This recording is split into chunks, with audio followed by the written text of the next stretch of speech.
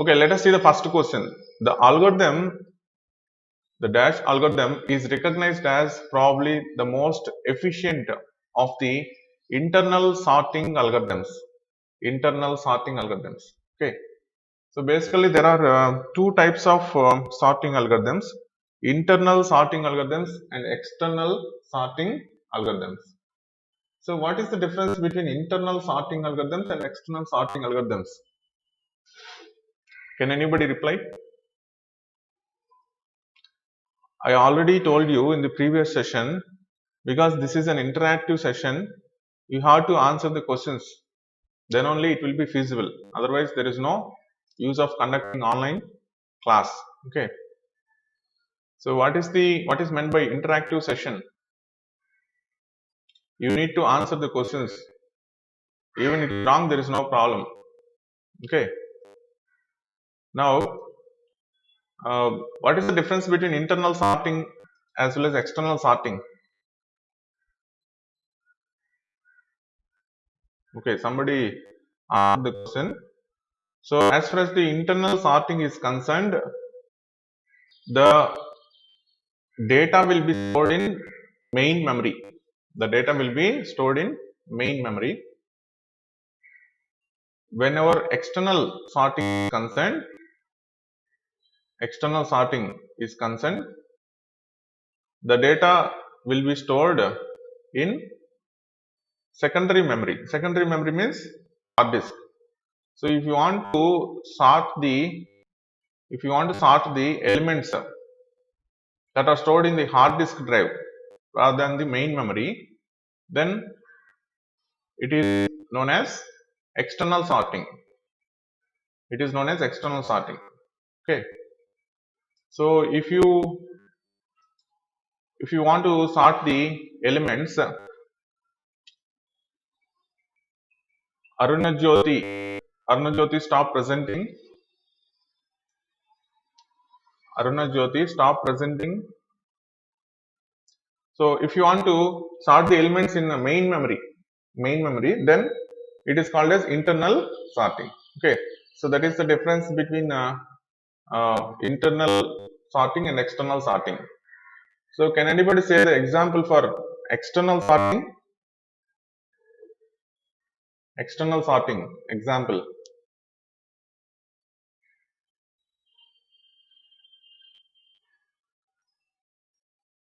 Madhubabu, stop presenting. Chandrakala, stop presenting.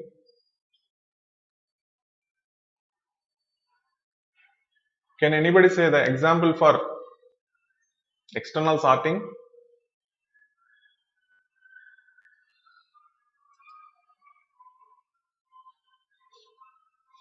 External sorting. You can unmute your mic and tell the answer and then mute your mic.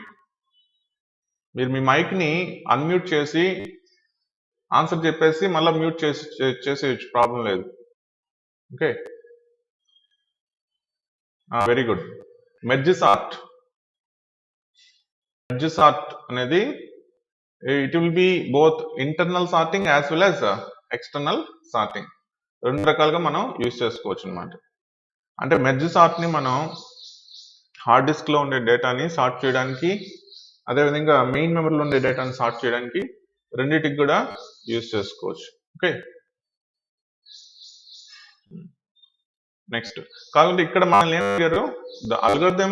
The dash algorithm is recognised as probably the most efficient internal sorting algorithm అని అడిగారు.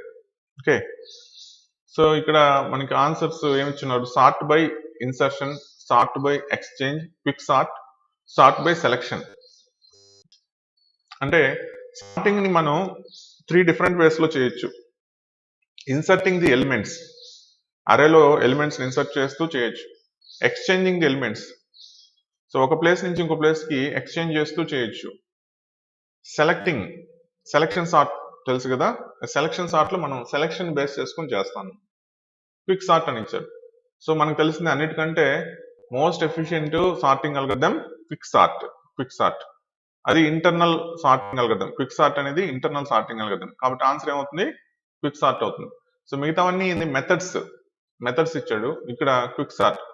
So for example quick sort కాకుండా మిగతా selection sort, bubble sort, quick sort ఈ విధంగా ఇచ్చినా కానీ quick సార్టే answer అవుతుంది అనమాట. Okay, so let us see the second question. The increment and decrement operators can be applied to.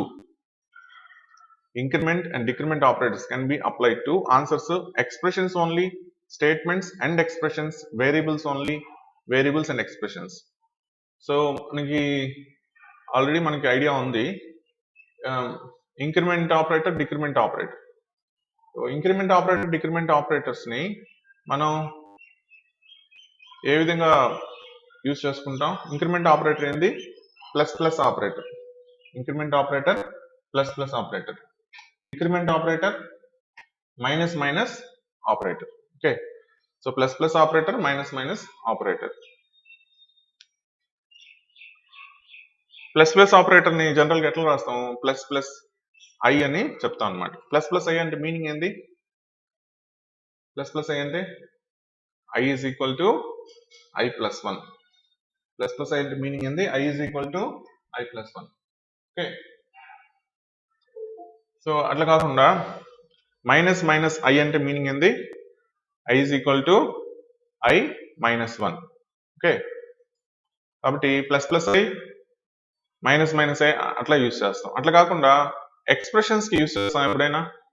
ఎక్స్ప్రెషన్స్కి అంటే ప్లస్ ప్లస్ ప్లస్ ప్లస్ ఏ ప్లస్ బి మైనస్ సి అట్లా use చేస్తామా? అట్లా యూజ్ చేయడానికి లేదు. ఓకే, ఓన్లీ ఎట్లా యూజ్ చేయాలి? వేరియబుల్స్ మాత్రమే use చేయాలి. ఓన్లీ వేరియబుల్స్ మాత్రమే యూజ్ చేయాలి. ఓకే, కాబట్టి ఓన్లీ వేరియబుల్స్ మాత్రమే యూజ్ చేయాలి కాబట్టి ఆన్సర్ ఏమవుతుంది? వేరియబుల్స్ ఓన్లీ అనేది ఆన్సర్ అవుతుంది. ఓకే, అరుణ్ జ్యోతి స్టాప్ ప్రెజెంటింగ్. అరుణ్ జ్యోతి స్టాప్ ప్రెజెంటింగ్. కాబట్టి ఈ విధంగా మనకి వేరియబుల్స్ ఓన్లీ వేరియబుల్స్ మాత్రమే యూజ్ చేస్తాం కాబట్టి ఆన్సర్ ఏమవుతుంది? వేరియబుల్స్ ఓన్లీ అనేది ఆన్సర్ అవుతుంది అనమాట. ఓకే, ఎక్స్ప్రెషన్స్ మనం యూజ్ చేయడానికి లేదు. ఎక్స్ప్రెషన్స్ అంటే ఏంది? ఏ ప్లస్ బి, ఏ ప్లస్ బిసి మైనస్ సి అటువంటి ఎక్స్ప్రెషన్స్. దానికి మనం ఈ ప్లస్ ప్లస్ ఆపరేటర్ని మనం యూజ్ చేయడానికి లేదనమాట. సో ఓన్లీ ఎట్లా రాస్తాం?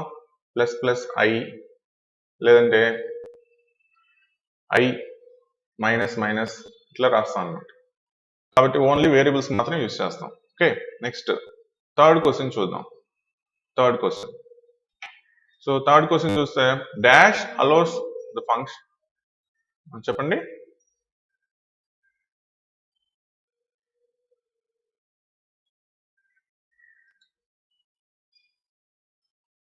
Dash allows the function to accept any number of parameters. Dash allows the function to accept any number of parameters. Okay, so జనరల్గా మనం ఒక ఫంక్షన్ని డిఫైన్ చేసాం అనుకోండి, యూజర్ డిఫైన్ ఫంక్షన్ డిఫైన్ చేసాం అనుకోండి. సో మనం ఎన్ని పారామీటర్స్ ఉన్నాయో అన్ని పారామీటర్స్ని మనం డిఫైన్ చేస్తాం. అట్లా కాకుండా కొన్ని ఫంక్షన్స్ ఏంటంటే ఎన్ని పారామీటర్స్ అయినా తీసుకుంటుంది. సో ఏదైనా ఎగ్జాంపుల్ చెప్పగలరా? ప్రీ డిఫైన్ ఫంక్షన్స్ కొన్ని ఎన్ని పారామీటర్స్ అయినా తీసుకుంటాయి. ప్రీ డిఫైన్ ఫంక్షన్స్ కొన్ని ఎన్ని పారామీటర్స్ అయినా తీసుకుంటాయి. సో అటువంటి ఎగ్జాంపుల్ ఏదైనా చెప్పగలరా?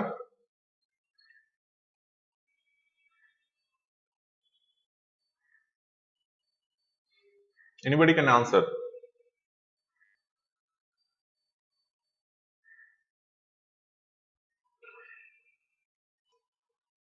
ప్రీ డిఫైన్ ఫంక్షన్స్ ఎన్ని పారామీటర్స్ అయినా తీసుకుంటాయి.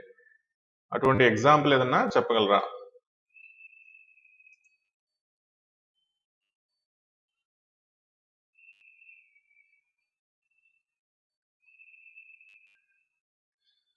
Somebody need to interact, otherwise there is no use.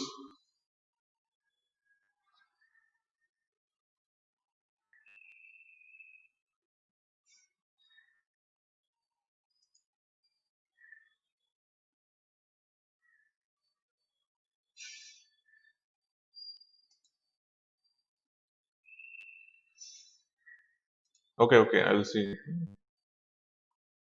Aruna Jyoti, stop presenting. Aruna Jyoti, stop presenting.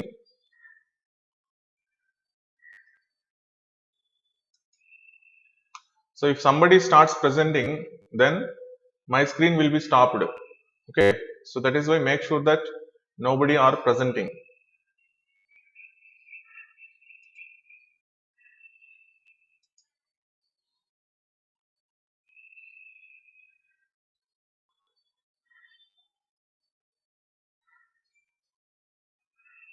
Okay, now whether screen is visible, whether my screen is visible to you. Okay, okay, now can you tell me any of the functions which will take more than any number of parameters, not predefined? Okay, so ముందే define చేయకుండా ఎన్ని parameters అయినా తీసుకుంటాయి. కొన్ని parameters ఆ విధంగా, కొన్ని functions ఆ విధంగా ఉంటాయి. ఓకే, కొన్ని ఫంక్షన్స్ ఆ విధంగా ఉంటాయి. సో ఏంది ఆ ఫంక్షన్స్ చెప్పండి? Predefined functions.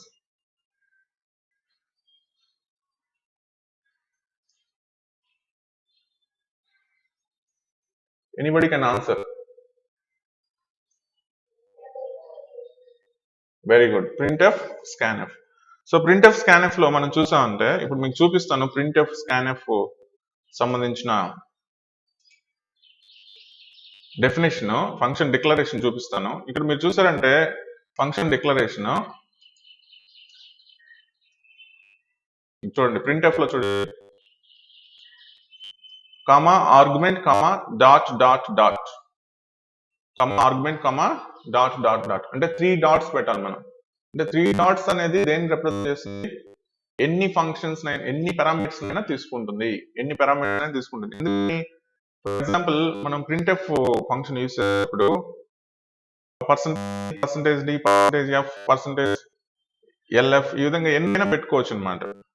సో కాబట్టి ముందే మనకు తెలియదు ఎన్ని పారామీటర్స్ యూజ్ చేస్తాం అనేది, మన రిక్వైర్మెంట్ బట్టి యూజ్ చేసుకుంటాం. కాబట్టి 3 డాట్స్ అనేవి దేన్ని రిప్రజెంట్ చేస్తుంది? మనం ఎన్ని పారామీటర్స్ ని మనం పెట్టుకుంటాము అనేది రిప్రజెంట్ చేస్తుంది అన్నమాట. ఎన్ని పారామీటర్స్ అయినా మనం పెట్టుకుంటాం అనేదాన్ని రిప్రజెంట్ చేస్తుంది. కాబట్టి ఇక్కడ ఆన్సర్ ఏమవుతుంది? Dash allows the function accept any number of parameters. 3 dots, compulsory 3 dots ఉండాలి. 2 కానీ 4 కానీ పెట్టడానికి లేదు. 3 డాట్స్ ఉంటేనే మనం ఎన్ని పారామీటర్స్ అయినా యూజ్ చేసుకుంటాము అని మీనింగ్ అన్నమాట. నెక్స్ట్ 4th క్వశ్చన్ చూడండి. Dash is a variable that contains the address of a variable. Address of A variable. Okay, so ఇది మనకి పాయింటర్స్ కాన్సెప్ట్ లో వస్తుంది. సో ఫర్ ఎగ్జాంపుల్ మన దగ్గర ఒక వేరియబుల్ ఉందనుకోండి, ఇంట్ ఏ అనే ఒక వేరియబుల్ ఉంది. నేను ఒక పాయింటర్ వేరియబుల్ డిఫైన్ చేసుకున్నాను, ఇన్ స్టార్ పి అనే ఒక పాయింటర్ వేరియబుల్ ని డిఫైన్ చేసుకున్నాను. ఈ పాయింటర్ వేరియబుల్ ఏం చేయగలదంటే ఒక ఒరిజినల్ వేరియబుల్ అడ్రస్ ని హోల్డ్ చేయగలదు అనమాట. ఓకే, అంటే ఇంట్ ఏకి ఇంట్ స్టార్ పికి డిఫరెన్స్ ఏంది? ఇంట్ ఏకి వచ్చేసి మెమరీ అలొకేట్ అయిపోయి ఉంటుంది, మెమరీ అలొకేటెడ్. ఓకే, ఇంట్ స్టార్ పి అంటే ఇది పాయింటర్ వేరియబుల్ కాబట్టి మెమరీ నాట్ అలొకేటెడ్. జనరల్ గా పాయింటర్ వేరియబుల్ దేనికి యూజ్ చేస్తాము? వేరే వేరియబుల్ అడ్రస్ ని స్టోర్ చేయడానికి యూజ్ చేస్తాం అన్నమాట. కాబట్టి ఇప్పుడు దీని అడ్రస్ ని ఎట్లా స్టోర్ చేస్తాం? p is equal to ampersand a అంటాం. యాంపర్సెంట్ ఏ అంటే అడ్రస్ ఆఫ్ ఏ, దాన్ని దేంట్లో స్టోర్ చేస్తున్నాం? పీలో స్టోర్ చేస్తున్నాం. కాబట్టి అడ్రస్ ని, ఒక వేరియబుల్ అడ్రస్ ని స్టోర్ చేయడానికి మనం యూజ్ చేసేది pointer. Okay, next 5th question చూద్దాం. What is the associativity of plus plus operator? So associativity గురించి మనకి కంపల్సరీ క్వశ్చన్స్ వస్తాయి. ప్లస్ ప్లస్ ఆపరేటర్ అసోసియేటివిటీ ఏమవుతుంది? నేను ఆల్రెడీ చెప్పాను, రైట్ టు లెఫ్ట్ అసోసియేటివిటీకి సంబంధించినవన్నీ గుర్తుపెట్టుకోండి. సో మిగతావన్నీ కూడా లెఫ్ట్ టు రైట్ అవుతాయని ఆల్రెడీ మీకు ఒక పీడిఎఫ్ డాక్యుమెంట్ పంపించున్నాను. ఇప్పుడు మళ్ళీ ఒకసారి చూపిస్తాను మీకు. దాంట్లో డీటెయిల్డ్ గా ఏవి లెఫ్ట్ టు రైట్, ఏవి రైట్ టు లెఫ్ట్ అనేది డీటెయిల్డ్ గా ఇచ్చున్నారు. చూడండి, హైయెస్ట్ ప్రెసిడెన్స్ బ్రేసెస్ కి ఉంటుంది, పెరెన్సెస్ కి ఉంటుంది. హైయెస్ట్ ప్రెసిడెన్స్ పెరెన్సెస్ కి ఉంటుంది. దాని తర్వాత బ్రాకెట్స్, దాని తర్వాత member selection via object name. ఎక్కడ యూజ్ చేస్తాం? డాట్ ఆపరేటర్ స్ట్రక్చర్స్ లో యూజ్ చేస్తాం. Next member selection via pointer, అంటే పాయింటర్ టైప్ స్ట్రక్చర్స్ ని మనం డిఫైన్ చేసినప్పుడు డాట్ కాకుండా యారో మార్క్ ని యూజ్ చేస్తాం అన్నమాట. తర్వాత plus plus operator, minus minus operator. So post fix increment are decrement అంటే ప్లస్ ని మైనస్ ని మనం రెండు రకాలుగా యూజ్ చేసుకోవచ్చు. Post increment, post decrement, pre increment, pre decrement. Post increment, post decrement లో అయితే లెఫ్ట్ టు రైట్ అసోసియేటివిటీ ఉంటుంది. చాలా జాగ్రత్తగా గమనించాలి. పోస్ట్ ఇంక్రిమెంట్ డిక్రిమెంట్ లో అయితే లెఫ్ట్ టు రైట్ అసోసియేటివిటీ ఉంటుంది. పోస్ట్ అంటే ఏంది? I plus plus I minus minus అని రాసామంటే అప్పుడు అసోసియేటివిటీ ఎట్లా ఉంటుంది? లెఫ్ట్ టు రైట్ అసోసియేటివిటీ ఉంటుంది అనమాట. సో అట్లా కాకుండా plus plus I minus minus i అని రాసామంటే అప్పుడు రైట్ టు లెఫ్ట్ అసోసియేటివిటీ ఉంటుంది. So unary plus unary minus కి రైట్ టు లెఫ్ట్ ఉంటుంది.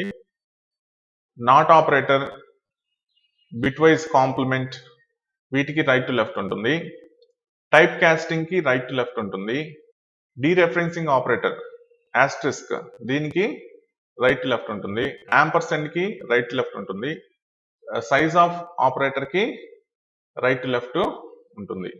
సైజ్ ఆఫ్ ఆపరేటర్ నేను చెప్పుకున్నాను నిన్న క్లాస్ లో. సైజ్ ఆఫ్ దేనికి యూజ్ చేస్తాము?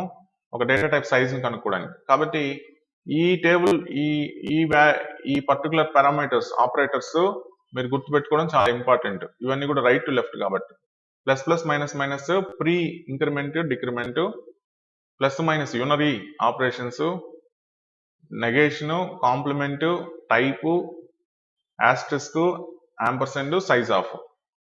ఇంక మిగతా రైట్ టు లెఫ్ట్ విషయానికి వస్తే question mark colon ternary operator. Question mark colon right to left. Equal to ఎక్కడున్నా కానీ అది రైట్ టు లెఫ్టే.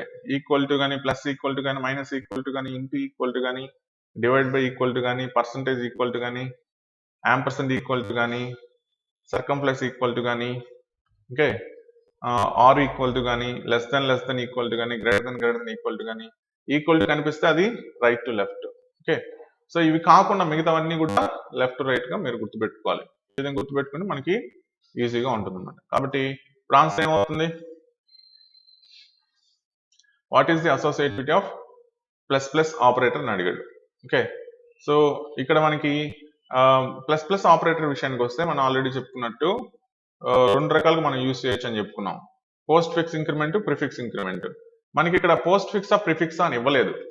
అది కూడా మనం జాగ్రత్తగా గమనించాలి. ఒకవేళ plus plus operator using post increment అని ఇచ్చాడంటే అప్పుడు లెఫ్ట్ టు రైట్ రాయాలి. ఏమి ఇవ్వనప్పుడు మాత్రం రైట్ టు లెఫ్ట్ రాస్తాం. ఎందుకంటే ఇన్ జనరల్ మనం ప్రీ ఇంక్రిమెంట్ నే యూజ్ చేసుకుంటాం. పోస్ట్ ఇంక్రిమెంట్ కాకుండా ఇన్ జనరల్ మనం ప్రీ ఇంక్రిమెంట్ ని యూజ్ చేసుకుంటాం. Plus plus I minus minus I ఇట్లానే రాస్తాం అన్నమాట. కాబట్టి దీనికి అసోసియేటివిటీ ఏమవుతుంది? రైట్ టు లెఫ్ట్ అవుతుంది. ఒకవేళ మనం స్పెసిఫిక్ గా ఇస్తే అంటే పోస్ట్ ఇంక్రిమెంట్ అని స్పెసిఫిక్ గా ఇస్తే అప్పుడు మాత్రం లెఫ్ట్ టు రైట్ అని పెట్టాల్సి ఉంటుంది. కాబట్టి ఆన్సర్ ఏమవుతుంది? Right to left. అర్థమైందమ్మా? Have you understood?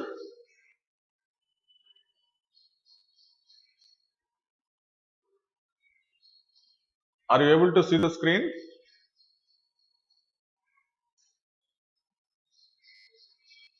Okay.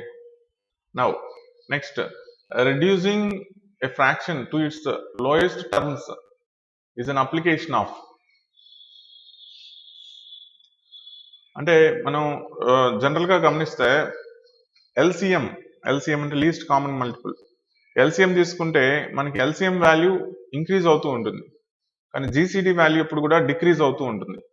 కాబట్టి ఇక్కడ ఏమన్నాడు? లోయెస్ట్ టర్మ్స్ అన్నాడు. లోయెస్ట్ టర్మ్స్ కాబట్టి దాన్ని ఏం చెప్పుకుంటాం? జీసీడీ. జీసీడీ అంటే గ్రేటెస్ట్ కామన్ డివైజర్. దీన్ని హెచ్సిఎఫ్ అని కూడా అని చెప్పుకుంటాం, highest common factor.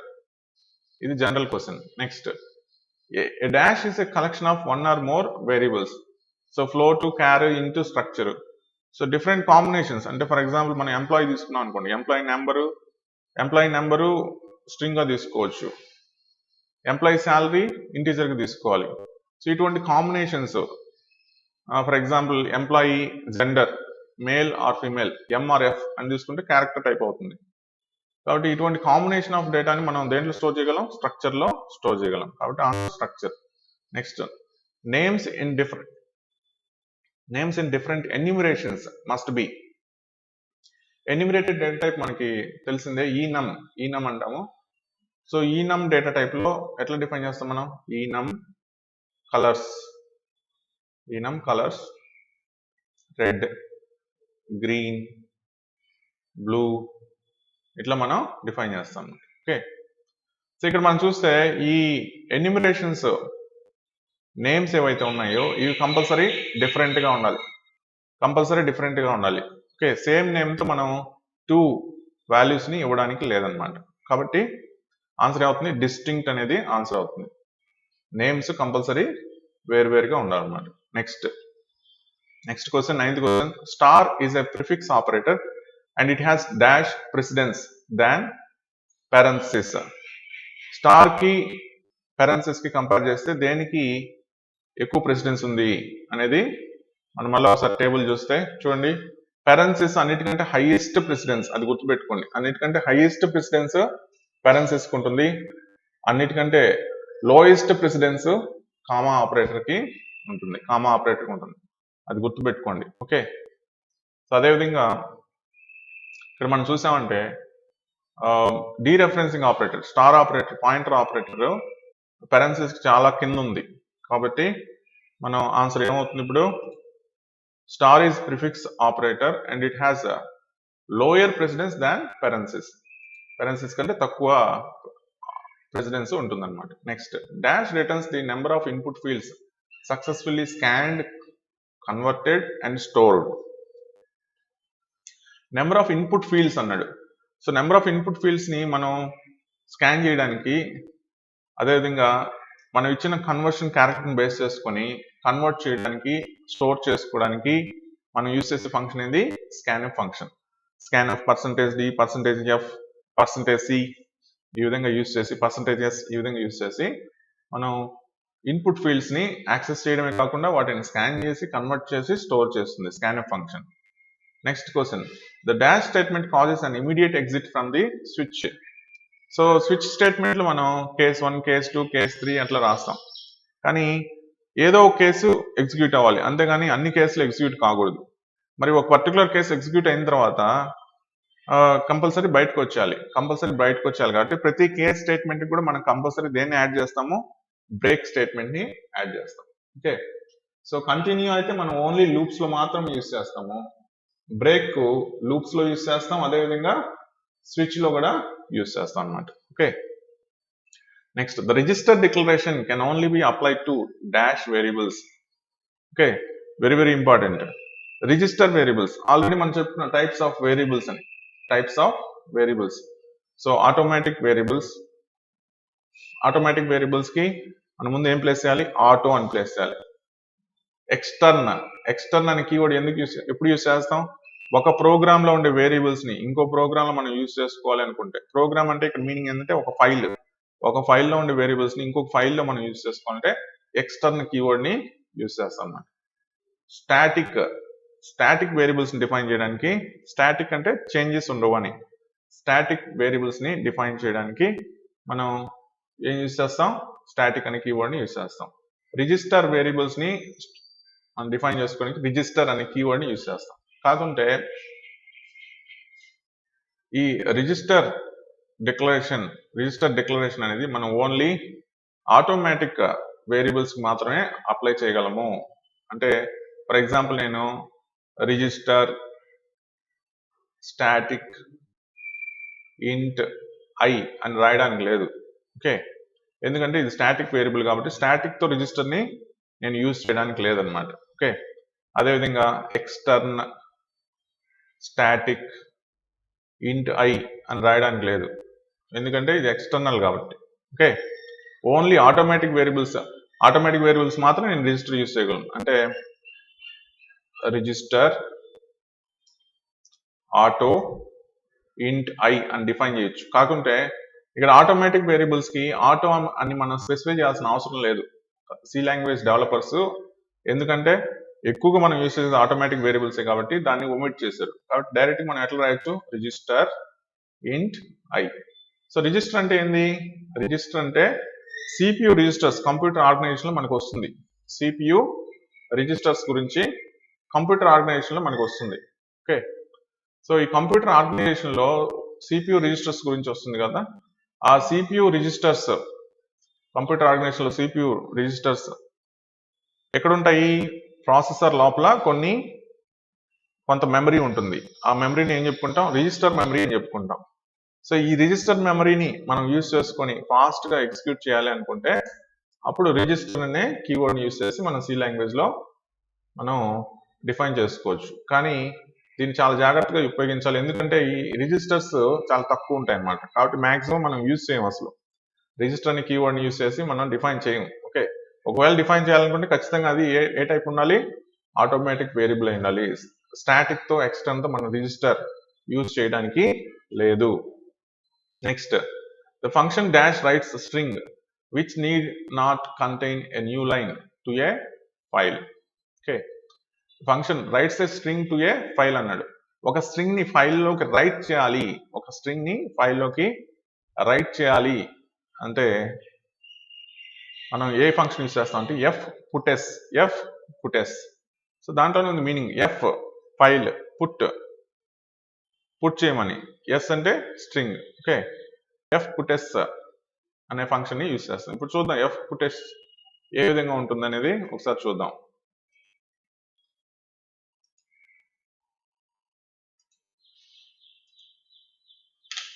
F put yes చూడండి, fputs it takes 2 parameters.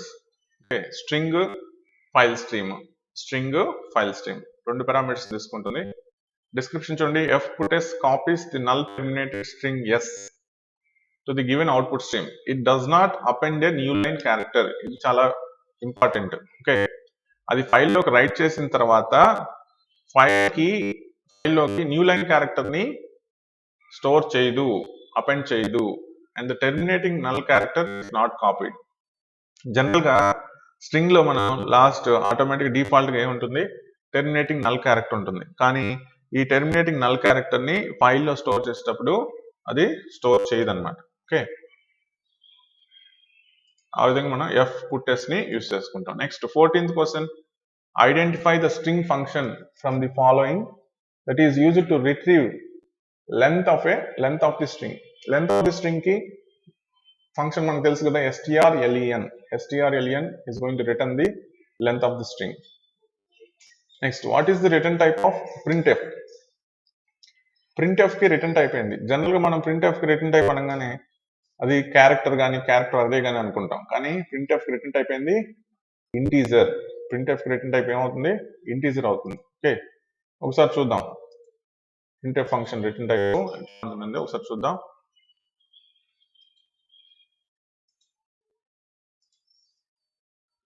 printf చూడండి, printf ఫంక్షన్ రిటర్న్ టైప్ చూడండి, ఇంట్.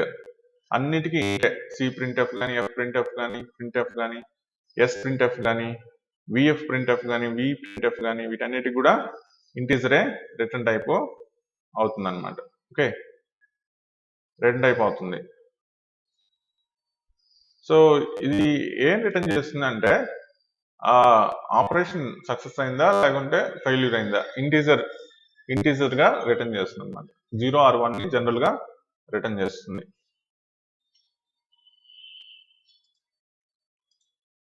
నెక్స్ట్ క్వశ్చన్ చూద్దాం, 16th క్వశ్చన్. C provides a facility called dash for creating new data type names. So new data type names ని మనం define చేసుకోవాలంటే మన facility దేంతో డిఫైన్ చేస్తాం? టైప్ డెఫ్ తో డిఫైన్ చేస్తాం. అంటే ఫర్ ఎగ్జాంపుల్ నేను ఒక స్ట్రక్చర్ ని డిఫైన్ చేసుకోవాలనుకుంటే స్ట్రక్ట్ అనే కీవర్డ్ ని యూజ్ చేస్తాం. Struct employee, okay, int employee number,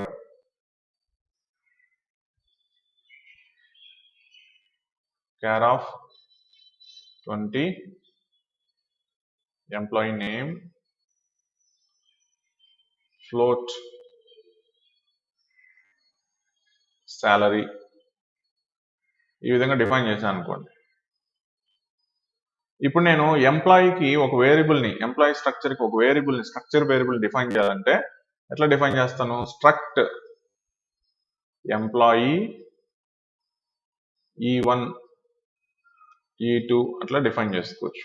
కానీ ఇక్కడ మనకి జనరల్గా ప్రీ డిఫైన్డ్ ఫంక్షన్స్ అయితే, అంటే ఫర్ ఎగ్జాంపుల్ ఇంటీజర్ డిఫైన్ చేయాలనుకుంటే ఇంట్ ఏ అని చెప్తాను, ఫ్లోట్ డిఫైన్ చేయాలంటే ఫ్లోట్ బి అని చెప్తాం. అంతేగాని దీనికి ముందు నేను ఎటువంటి కీవర్డ్ యూజ్ చేయను. ఓకే, కాబట్టి ఇక్కడ డేటా టైప్ ఏంది? ఎంప్లాయీ అనేది data type, abstract data type. కానీ ఎంప్లాయీ అబ్స్ట్రాక్ట్ డేటా టైప్కి ముందు స్ట్రక్ట్ అనే కీవర్డ్ని యూజ్ చేయాల్సి వస్తుంది. ఆ విధంగా యూజ్ చేయకుండా ఇంట్ ఏ ఫ్లోట్ బి ఎట్లానో అట్లానే ఎంప్లాయీ E1 అని డిఫైన్ చేసుకోవాలనుకుంటే అప్పుడు మనం ఏం యూజ్ చేయాలి? టైప్ డెఫ్ని యూజ్ చేస్తాం అన్నమాట. ఓకే, ఎట్లా డిఫైన్ చేస్తాము? స్ట్రక్చర్ని మామూలుగా డిఫైన్ చేస్తాం. స్ట్రక్ట్ ఎంప్లాయీ ఇంట్ employee number care of 20 name float salary ఇట్లా డిఫైన్ చేసి దీనికి ముందు ఏం పెడతాం అంటే టైప్ డెఫ్ అని పెడతాం అన్నమాట. అంటే ఈ టైప్ని యూజర్ డిఫైన్ డేటా టైప్ని క్రియేట్ చేయమని చెప్తున్నాం. ఇక్కడ సెమీకోలన్ ముందు ఏ టైప్, ఈ టైప్ డెఫ్కి ఏమి ఇస్తున్నాము, కీవర్డ్ ఏమి ఇస్తున్నాం అనేది ఇక్కడ పెడతాం అన్నమాట. ఓకే, సో ఈ విధంగా మనం డిఫైన్ చేసుకుంటే ఇప్పుడు మెయిన్ ఫంక్షన్లో ఏం రాయొచ్చు అంటే మనం డైరెక్ట్గా EMP E1 E2 అట్లా రాసుకోవచ్చు. ఓకే, కాబట్టి న్యూ డేటా టైప్స్ని క్రియేట్ చేయడానికి కీవర్డ్ ఏంది? టైప్ డెఫ్ అని మనం చెప్పొచ్చు అన్నమాట. ఓకే, నెక్స్ట్ 17th క్వశ్చన్ చూద్దాం. 17th question, in C dash loop test the termination condition at the bottom. So వైల్లో కానీ ఫర్లో కానీ మనం ఎక్కడ టెస్ట్ చేస్తాము? ఫర్ అనుకోండి, ఫర్ ఇక్కడే ఉంటుంది టెస్టింగ్ కండిషన్. వైల్లో కూడా ఇక్కడే ఉంటుంది, టాప్లోనే ఉంటుంది. కానీ డూ వైల్లో వచ్చేసి డూ అని మన స్టేట్మెంట్స్ అన్ని రాసేసి లాస్ట్లో వైల్ ఆఫ్ కండిషన్ పెడతాం. కాబట్టి ఎక్కడ మనకి స్టేట్మెంట్ కండిషన్ బాటంలో ఉంటుంది, డూ వైల్లో ఉంటుంది. కాబట్టి ఆన్సర్ డూ వైల్ అవుతుంది. Okay, next when main is called, it is called with two arguments, command line arguments. What does the first argument represent? దీని గురించి నిన్న క్లాస్లో చెప్పుకున్నా ఆల్రెడీ. సో సెకండ్ ఆర్గ్యుమెంట్ని argv అంటాం. argv అంటే ఆర్గ్యుమెంట్ వెక్టార్. ఫస్ట్ పారామీటర్ని argc అంటాం. argc అంటే argument count. Okay, next to reverse an array of n elements dash exchanges are required. ఒక అర్రేలో ఉండే ఎలిమెంట్స్ ని రివర్స్ చేయాలంటే ఎన్ని ఎక్స్చేంజ్లు కావాలని అడిగాడు. ఫర్ ఎగ్జాంపుల్ ఒక అర్రేలో 1 2 3 4 5 6 ఉన్నాయనుకుందాం ఎలిమెంట్స్. ఎన్ని ఎక్స్చేంజ్లు కావాలని అడిగాడు. ఫస్ట్ ఈ రెండింటిని ఎక్స్చేంజ్ చేద్దాం. ఓకే, అప్పుడు ఏమవుతుంది? 6 2 3 4 5 1 ఎక్స్చేంజ్. ఓకే, నెక్స్ట్ ఈ రెండింటిని ఎక్స్చేంజ్ చేస్తే 6 5 3 4 2 1. Next first exchange, second exchange. Next ఈ రెండుని ఎక్స్చేంజ్ చేస్తే 6 5 4 3 2 1 రివర్స్ అయిపోయింది కదా. ఓకే, కాబట్టి ఎన్ని? 3. ఎన్ని ఎలిమెంట్స్ ఉన్నాయి? 6 ఎలిమెంట్స్ ఉన్నాయి.